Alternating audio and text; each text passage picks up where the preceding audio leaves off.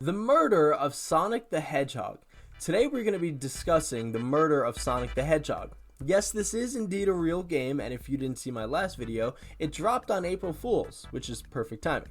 This game is made by some of the community's fans, like literal fans of the community helped make this game, along with the social teams for Sonic. They've really made their mark for this franchise. I mean, this is truly a one-of-a-kind experience that we've never seen in any other Sonic game, and for that, you have to give them credit. I mean, it's hard to, when you have a franchise that's been going on for 20 plus years, it's hard to bring something new to the table that people haven't seen. And this game, in its entirety, is something new to the table that people haven't seen. So for that, you have to give them a lot of credit, and it's pretty well done, but let's get into it. The murder of Sonic the Hedgehog begins when Amy has a birthday party booked on a train where she holds a murder mystery event. This is where your character comes in, as you happen to be starting your first day on the train as the conductor's assistant. And it's also worth mentioning that it happens to be the conductor's last day after working 30 plus years as a conductor. Once you get through the opening dialogue and tickets collection, the game starts with a sudden event. Everybody gets kicked, knocked around through different cars as something happens to the train. You end up in a car with Amy and Tails, while the rest of the cast's whereabouts are unknown. This is probably a good time to mention the cast too.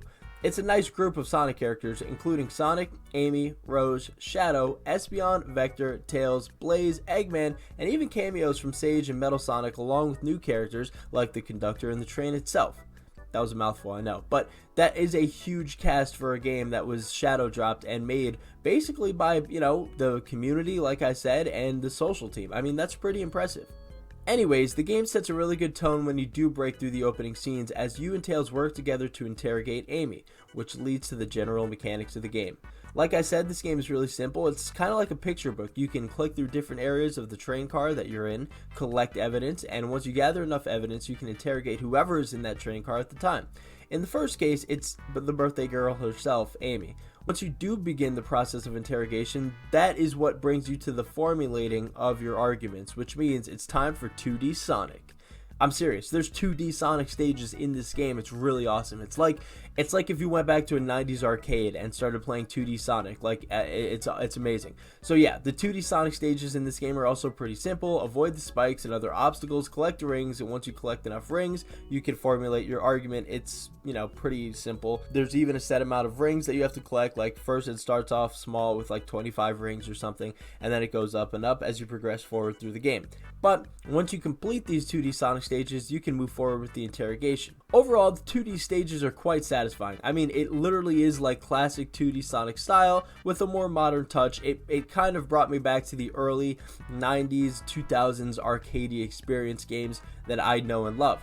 And for that, again, you have to give them a ton of credit because a lot of other games, especially picture book games, wouldn't even bother trying to integrate that type of an experience into a picture book game. But they did, so kudos to them. The artwork in this game is also worth highlighting, and honestly, this is some of the best artwork Sonic has ever had.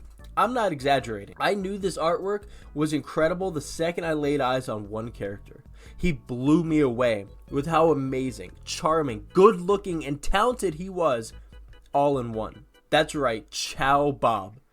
Okay, well, that's probably not his name, but I think Chow Bob fits pretty perfectly. So, look at his mustache and glasses, and look at his demeanor. You're telling me this guy's not a Chow Bob? Look, all I can say is this guy's the definition of a Chad, and he's become my YouTube profile picture, maybe forever now. I mean, look how awesome this guy. But moving on from Chow Bob, through all the outfits in this game, they're all amazing. They're all fun takes on the Sonic team. I mean, people went crazy on Twitter for Shadow dressed like he works at Starbucks. And do not even get me started on Sage's outfit and artwork. People literally almost lost their breath. It was crazy. And yeah, that's how good the artwork is in this game. Each character has their own unique style and outfits, and I think that's one thing that I love about this game. If you look at other animes like Dragon Ball or One Piece, they often do collaborations with clothing brands where it makes them feel cool. You see Goku wearing Nike and Jordans and stuff like that. You see Luffy wearing like Fashion Nova or something like that. It's awesome. You get to see a different different style that you really aren't used to when usually anime characters wear the same outfit. And for Sonic, usually the characters are just not wearing anything, and if they are wearing anything, it's not much. So yeah, I mean, it's awesome to see them all dressed up and literally having their own style. It makes for a really great, fun experience, and there's a lot of screenshots to be taken. The dialogue in this game is really awesome as well. There's some jokes, there's some really good plot twists, and I also felt like it was reading a good book. Like, this truly was like a bingeable good book, and I like reading a good book. I love the Harry Potter series. I like reading sports articles, interesting news, tidbits, comics, even subtitles for anime. So for me, this was like reading a really good book, and I want to give a shout out to the writing team for this, because this had a huge plot twist that even I was genuinely I was surprised at how it unfolded, and I'm still a little shocked that, like, you know, I didn't see it coming. I kind of thought I knew what was going to happen, and then a lot of things happened, and then I was like, all right, I have no idea where we're going from here, and I'm excited. And you got to give them credit for that. This game is truly a murder mystery, and the mystery part is probably the best part. Overall, this is a short and sweet Sonic game. It truly stands out from the other games in the franchise. It gives you a unique experience that we've never seen before. Like I said, the shadow drop was also a perfect touch. On April Fool's, great timing. I mean, games like Hi-Fi Rush also benefited from the shadow drop treatment as well.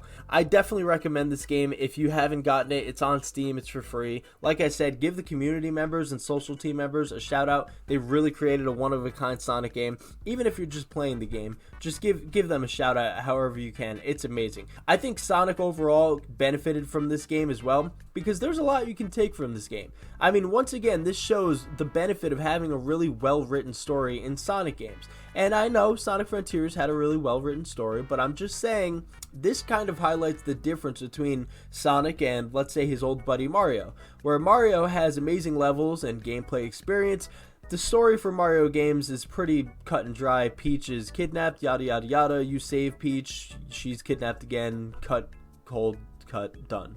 But with Sonic, it's not like that. Sonic has interesting characters, I mean, across dimensions, literally, and he also has interesting interactions with these characters, and these characters have interesting interactions with each other. And the story behind all of these characters, and especially in this game, the murder mystery, is really fun. And it shows you why Sonic has a unique touch to his platforming games, his 3D games. It's just another reason why the Sonic franchise is in a renaissance, in a new golden age. That's what I actually want to call this. I think what we've seen right now is that Sonic is in a new golden age, where everything he drops is just amazing. Whether it's the movies, whether it's the games, whether it's the comics, or whatever. Even the statues, it's all just coming up aces for the blue hedgehog. And as I say in every Sonic video, we love to see that. What are your thoughts about this game below if you've played it? It's free on Steam. I'm not sure if it's coming to console, although I don't see why it wouldn't come to console. But for now, it's on Steam and it's for free. So make sure you go check it out. Tell me what you think in the comment section below. And I will see you guys with another video very soon. Peace.